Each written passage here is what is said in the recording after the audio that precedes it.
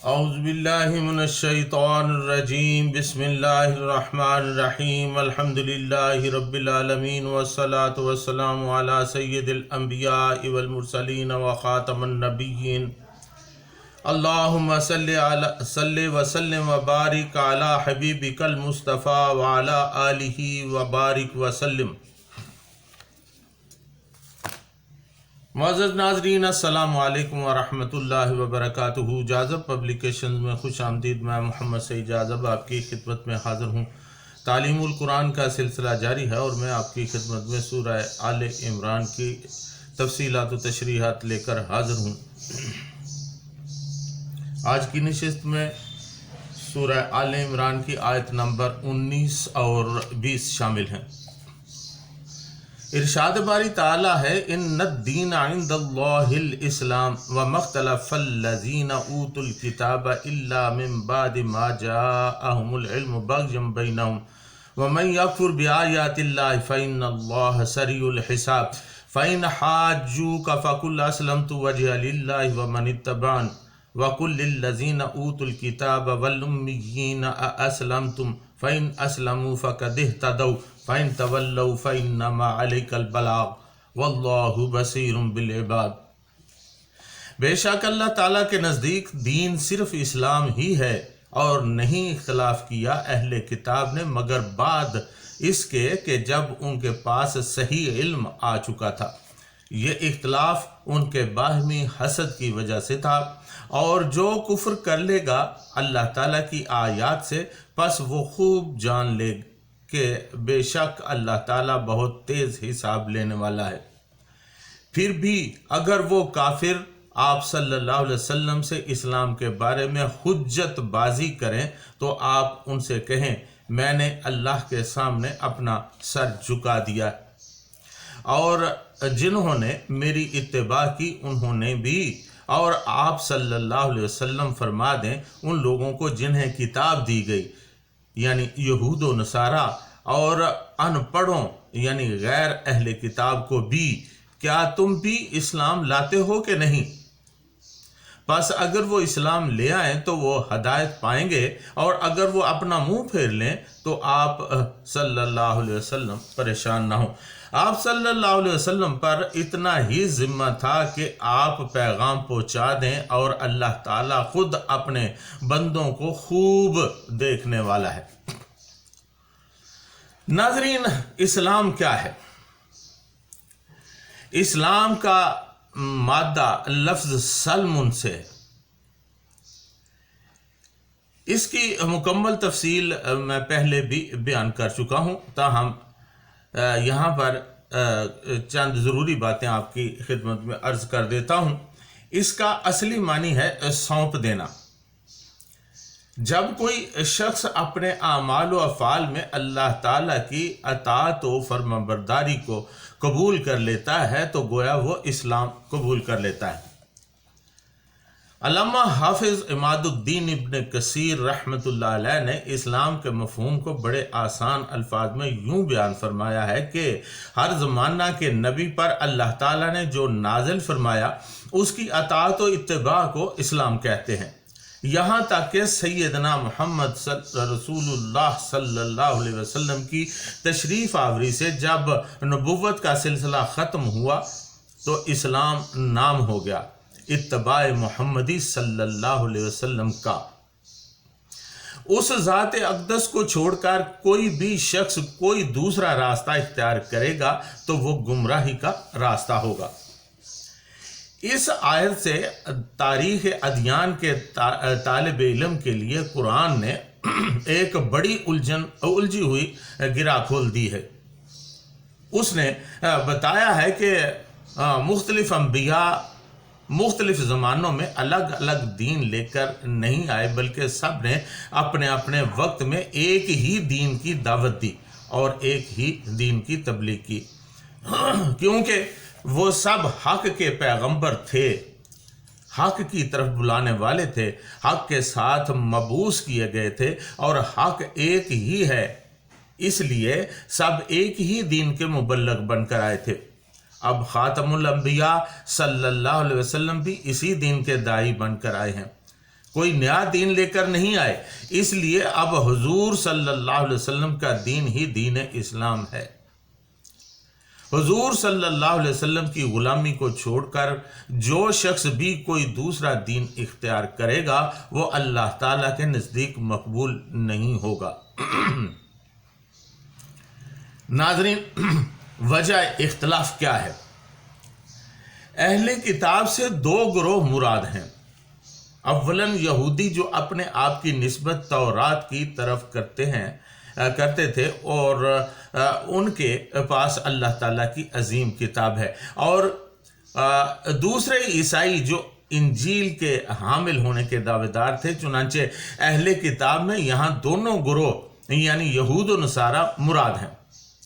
تاہم چونکہ اس صورت میں عموماً نصارہ کا ذکر ہے، اس لیے وہ خاص طور پر مخاطب کیے گئے ہیں۔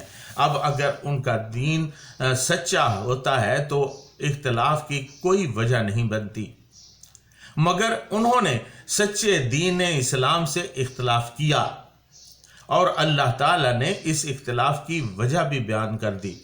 وَمَا اخْتَلَفَ الَّذِينَ أُوتُوا الْكِتَابَ، اور نہیں اختلاف کیا اہل کتاب نے إِلَّا مِن بَعْدِ مَا جَاءَهُمُ الْعِلْمُ، مگر بعد اس کے کہ ان کے پاس صحیح علم آ گیا۔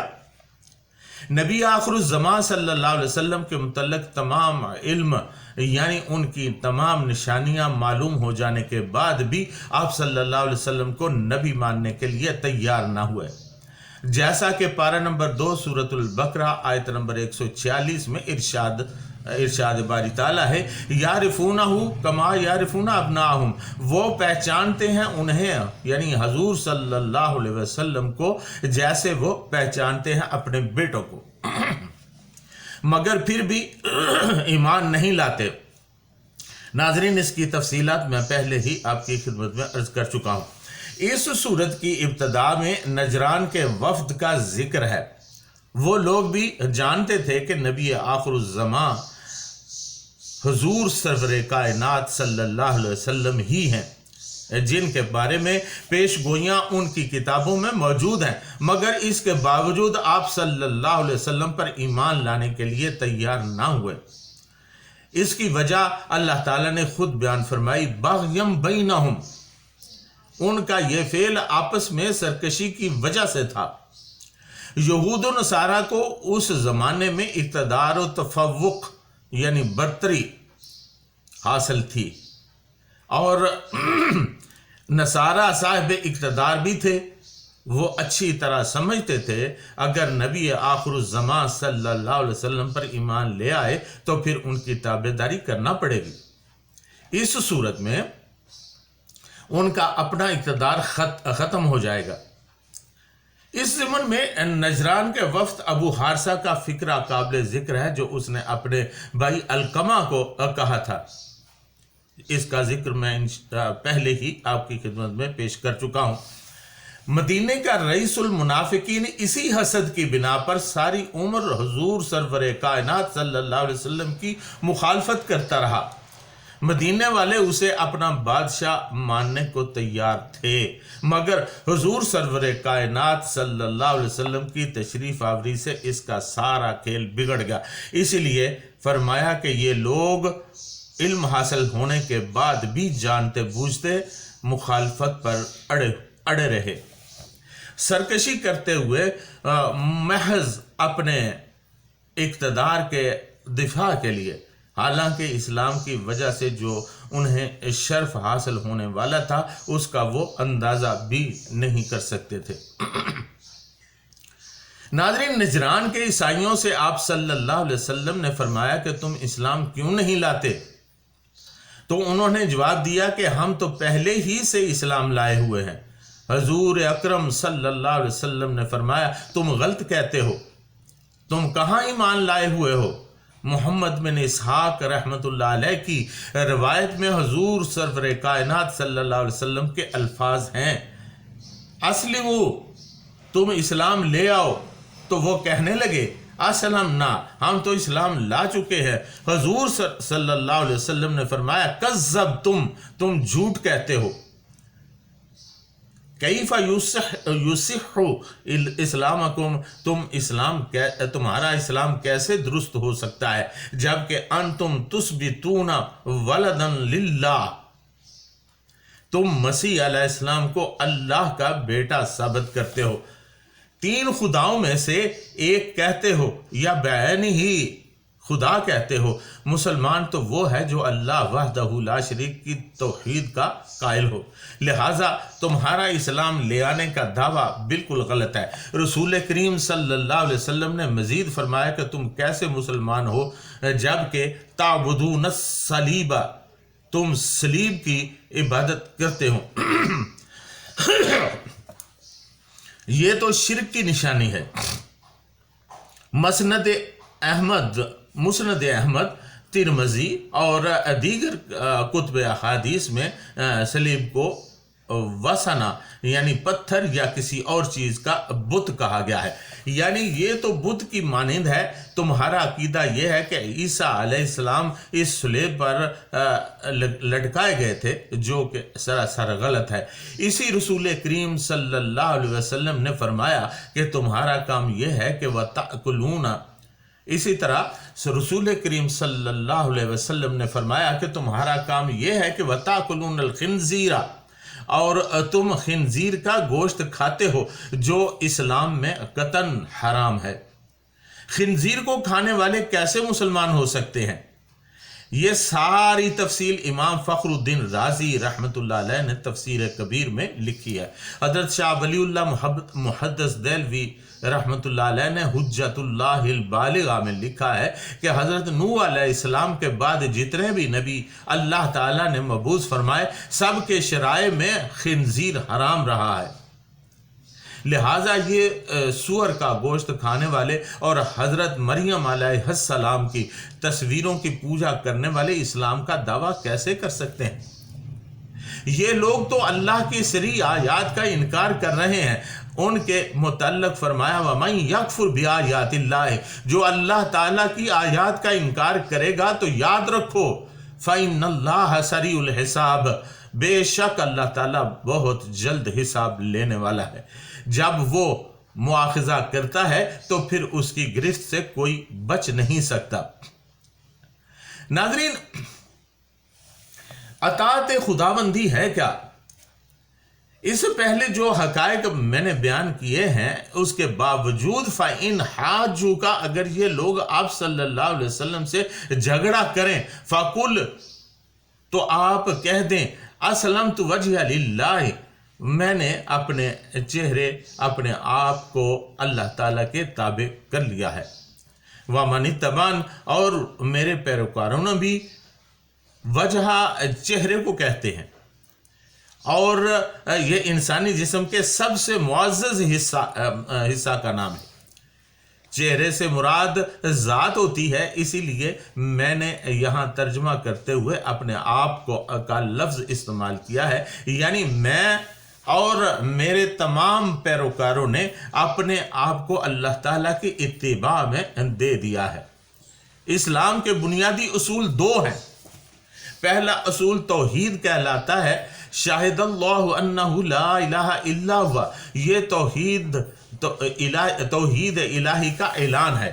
اور دوسرا اصول یہ ہے کہ اپنے آپ کو مکمل طور پر اللہ تعالیٰ کی اطاعت میں دے دیا جائے۔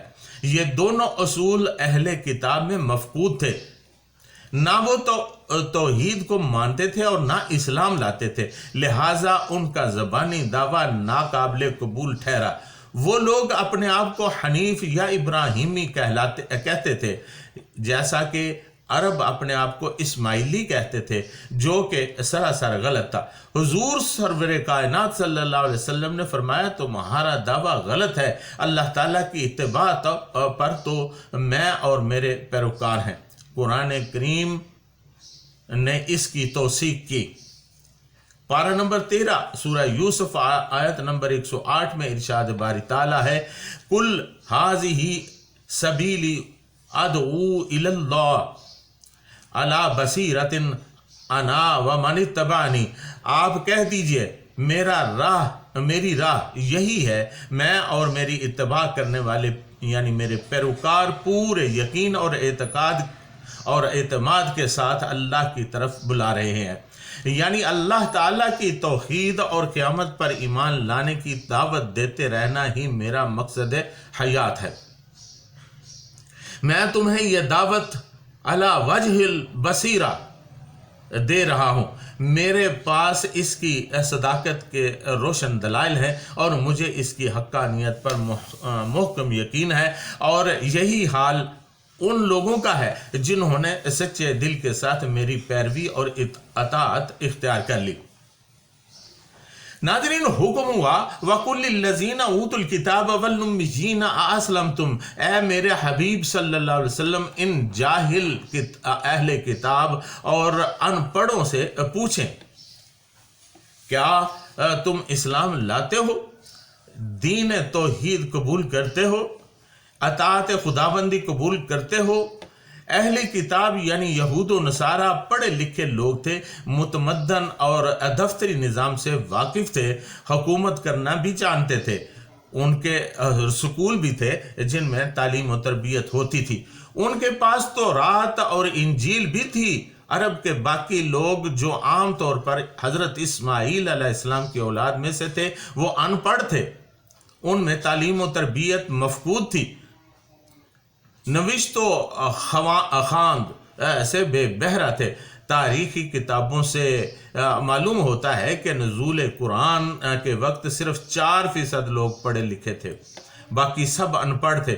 چنانچہ اللہ تعالیٰ نے اہل کتاب کے علاوہ ان امیوں یعنی ان پڑھ لوگوں کو بھی پیغام دیا کہ بتاؤ تم اسلام لاتے ہو؟ فَإِنْ أَسْلَمُوا، اور اگر وہ اسلام لے آئیں، فَقَدِ اهْتَدَوْا، تو وہ ہدایت پا گئے۔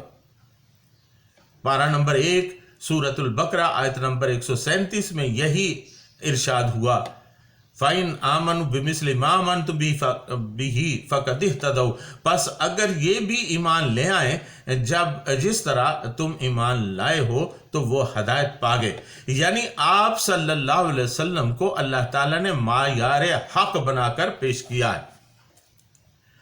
وَإِن تَوَلَّوْا، اور اگر وہ روح گردانی کریں، فَإِنَّمَا عَلَيْكَ الْبَلَاغُ، تو آپ کے ذمہ پیغام پہنچا دینا ہے، آپ صلی اللہ علیہ وسلم اپنی ذمہ داری پوری کرے۔ وَاللَّهُ بَصِيرٌ بِالْعِبَادِ، باقی اللہ تعالیٰ اپنے بندوں کے حالات کو نگاہوں میں رکھنے والا ہے، وہ ان کے ایک ایک فعل سے واقف ہے کہ انہوں نے کس قسم کے گندے عقیدے بنا رکھے ہیں اور کس قدر ضد، عناد اور تعصب کے شکار ہیں۔ ناظرین، اس کے ساتھ ہی آج کی نشست میں اجازت چاہوں گا۔ وَمَا عَلَيْنَا إِلَّا الْبَلَاغُ الْمُبِينُ۔